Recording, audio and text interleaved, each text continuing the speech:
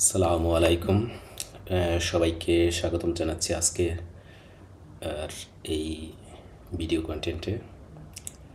এই লেসন সেকশনে আমরা বেরওয়ে এসরের উদাহরণ নিয়ে আলোচনা করব। এর আগেও আলোচনা হয়েছে বেরওয়ে এসরে নিয়ে। তো আজকে আমরা এসরের নেগেটিভ বা নাবোধক ব্যবহারটা নিয়ে আলোচনা করব ফার্স্টে। এখানে আপনারা সবাই দেখতে পাচ্ছেন, যা দেখতে পাইতেছেন তা হচ্ছে নন সোনো Felicia, I am not happy, আমি খুশি বা সুখী নই, আমি খুশি নই। নন সেই জেন্তিলে, ইউ আর নট কাইন্ড, তুমি দয়ালু না। নন এ দোলছে, নন এ দোলছে, এখানে দেখা যায় যে হি অর শি ব্যবহৃত হয়েছে। এখানে ইজ নট, নন সুইট, দোলছে, তুমি মিষ্টি না, বা তুমি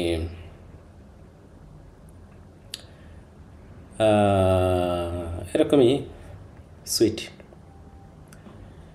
নন সিয়ামো ক্রুদেলি,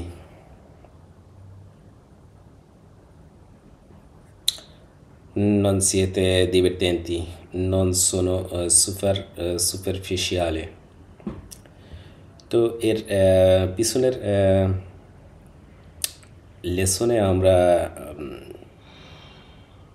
এক্স্যাক্টলি এই উদাহরণগুলো দেখেছি, যেখানে প্রোনাউন অনুসারে কীভাবে চেঞ্জ হয়ে যাচ্ছে সে এ এসেরে ভার্ব, যেটা সোনো সেই, এ সিয়ামো সিয়েতে সোনো। তো এই বিষয়গুলো কীভাবে নেগেটিভ বা নাবোধক ক্ষেত্রে ব্যবহার করা যায় সেটা এখানে দেখানো হয়েছে। তো আমরা প্র্যাকটিস করব। আর একটা বিষয় নিয়ে আলোচনা করব আজকে, যেটা অল দ্য ইম্পর্ট্যান্স ব্যবহার। সে আপনারা শুনে থাকবেন, সে সিসোনো, এই টাইপের সিসোনো, there is, say, there is also, there are, এরকম দেয়ার ইজ, দেয়ার আর। তো দেয়ার আর এবং এর বিভিন্ন ধরনের ব্যবহার টাইম বা সময়ের উপর ডিপেন্ড করে চেঞ্জ হচ্ছে। এখানে আমরা দেখতে পাচ্ছি প্রেজেন্টে মানে বর্তমানে সে সিসোনো, দেয়ার ইজ, দেয়ার আর। সিসোনো মানে এটা প্লুরাল বোঝায়, সে, এটা সিঙ্গুলার, থার্ড পারসন সিঙ্গুলার। ইমপেরফেক্টো, যেটা চেরানো, মানে পাসাতো, যেটা ইমপেরফেক্টো পাস্ট ফর্ম, যেটাকে বোঝানো হয় চেরা। এখানে ইউজ টু বি বা দেয়ার ওয়াজ, এখানে সে এখানে ছিল, চেরানো, তারা এখানে, ওখানে ছিল, ওখানে, দেয়ার, ওখানে, সরি। পাশ্চাত্য প্রসিমো এই ক্ষেত্রে দেখা যাচ্ছে, যেটাকে পাস্ট পার্টিসিপল আমরা বলতে পারি।